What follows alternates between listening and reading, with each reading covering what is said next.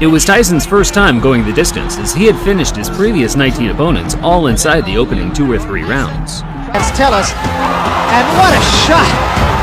That is an awesome shot. Tyson punched out Green's mouthguard again in the 3rd, whereafter he started mocking his opponent for having a wide gulping mouth, stalking him across the ring, landing fierce single power punches. The fifth he throws his punch.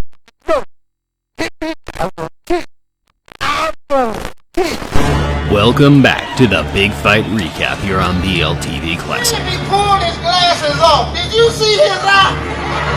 His eye was just hanging out his head. On today's video, we revisit the infamous 2-fight saga between Mike Tyson and Mitch Blood Green. A genuine beef that 10 rounds of boxing couldn't squash, as the two would face off one more time on the street, this time in a much shorter affair.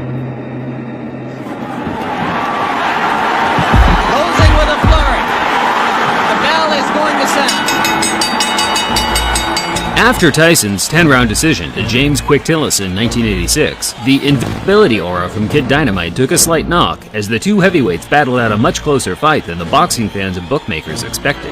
How disappointed are you that the knockout string is over? Not at all. If anything, I feel relieved, and I'm confident if I wanted to, I could have knocked them out. It was Tyson's first time going the distance, as he had finished his previous 19 opponents all inside the opening 2 or 3 rounds. That gave some of the other heavyweight contenders an incentive to catch this teenage dynamo early, halt the hype train, and earn the highest possible payday outside of a championship fight. Tyson said he's gonna give me a fight. I want Mike Tyson.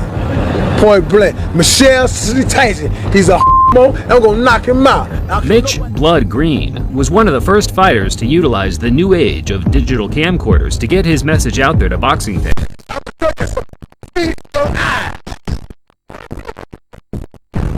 There was no social media in those days, but local news stations and televised sports networks such as HBO would air the clips during a broadcast to gauge the fans' reaction.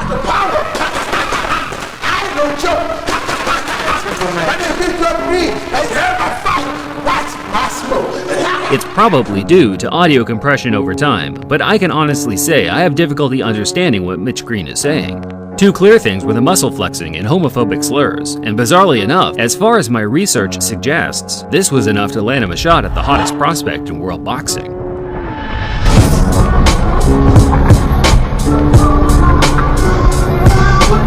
Growing up on the tough streets of Detroit, Mitch Green was a prominent player in 1970s New York gang warfare. By the age of 17, he had witnessed his father lose his life in a bizarre Western-style quick-draw shootout, not long before being shot twice himself, fortunately escaping with non-fatal injuries. Green tried to escape gang life by joining the UBA boxing gym in New York, but by this time his ties to the street were too pronounced, as he was now hailed the king of New York street gangs by the NYPD for his role as gang leader in the deadly Bloods crew. Things slowly started to change for Mitch as his reputation as a gang leader was exceeded by that of a talented amateur boxer, the muscular 6'5" big man that was racking up copious tournament success, including several New York Golden Gloves. From the Bronx, New York, undefeated in 5 professional bouts with 1 draw. Green took to the professional ring in 1980 and quickly started racking up wins over journeyman and fringe contenders such as Jumbo Cummings. Champion in waiting Trevor Berbick became the first man to beat Green in 1985, where Mitch made a good account of himself, only losing by majority decision. Both Tyson and Green were on the fringe of a world title shot, so regardless of the antics, the two were on a likely collision course. The trash talk from Green just helped build more interest in the fight, which in turn certainly struck a chord with Tyson, who openly admitted to hating that ugly mother effer. And Mike Tyson, traditionally, no robe, no socks. He says it makes him feel like a warrior, makes him feel like a gladiator. Tyson met Green for the first time in May 1986 at Madison Square Garden. It was Tyson's first match at a prestigious boxing venue and also the first to be covered by a large television network. Yet, the occasion didn't change the traditional no robe, no socks attire. He was all business and had a personal vendetta to settle with the now not-so-confident-looking Mitch Blood Green. And was so much a factor in the last fight that we showed you here on HBO that he didn't double up. He just was a little bit lazy, especially in the later rounds. So we'll see what he does about that against Mitch Green. Always aggressive, right in front of his man. Now we see some head movement. Quickest shot. There's the left hook I was talking about. He did draw a warning from Luis Rivera, the referee, about holding. Green's in trouble. Good left hand by Tyson. Everyone has a plan until they get their mouthguard punched out of the ring in the first round. While Green had all the physical advantages, Tyson's supreme boxing skills and speed negated the gap in size and weight, backing up Green from the opening bell, slipping and countering, forcing the much bigger man into survival mode from the word go. Big right hand against Tillis, and what a shot!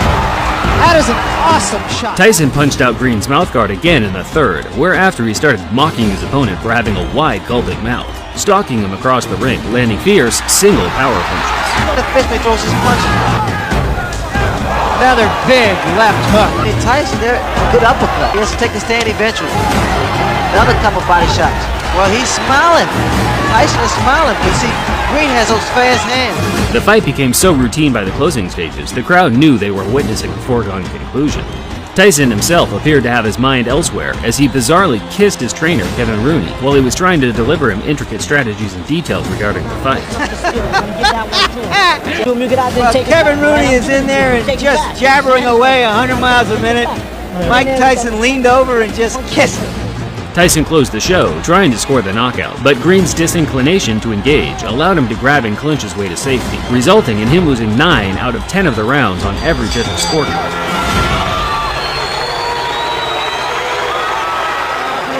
But we knew deep inside that I was going to win this fight so easy because of his style. He's a game tough opponent, and he took some fairly decent shots.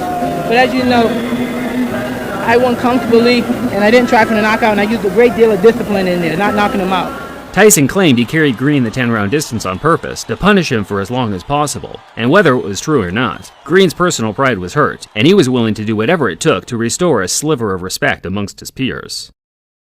Green retired from boxing after the Tyson loss and returned to the street to earn a living from selling drugs. He always planned to one day get Tyson back in the ring, but as his years of inactivity ensued, Tyson progressed to one of the most dominant heavyweight champions of all time, undefeated and undisputed. The days of fighting lingering contenders such as Mitch Green were over. It wasn't until a couple of years after their fight that the two would meet again, this time in Green's element, the street. In the early hours of August 23, 1988, Mitch Green got wind that Tyson was shopping at a local clothing store close by to where he ran things on the street. Tyson had traveled a fair distance to pick up a luxury leather jacket handmade by one of his friends over at Dapper Dan's. As Tyson was chilling in the store with his entourage, Mitch Green burst through the door on his own, high on angel dust, demanding Tyson either give him a rematch or empty his pockets right there on the spot. Tyson, of course, no stranger to altercations on the street, dragged Mitch Green outside and pummeled him to the ground multiple times. Spectators said that the fight was short, violent, and very one-sided. In fact, it was no longer than 15 to 20 seconds, but that's more than long enough for the heavyweight champion to inflict severe damage. There is no footage of the fight, regardless of the clickbait you see on YouTube, but there were many accounts of what happened that all aligned, all except Green's account, where he claimed Tyson sucker punched him and ran. Who threw the first punch here? He did. He sucker punched me because he's with his friends, you know. And when he hit me, and I said I couldn't get a chance to get to him like I wanted to because everybody was like pulling me, you know, holding me, like so he could get away from me. So he get away, and he ran from me. Green was certain the Tyson scuffle, which became mainstream news around the world, would add enough public intrigue to get his rival back in the ring. But Mitch had already burnt his bridges among the promoters in the sport, with his violent threats to Don King in the past already shadow banning him from ever earning any serious money in the ring again.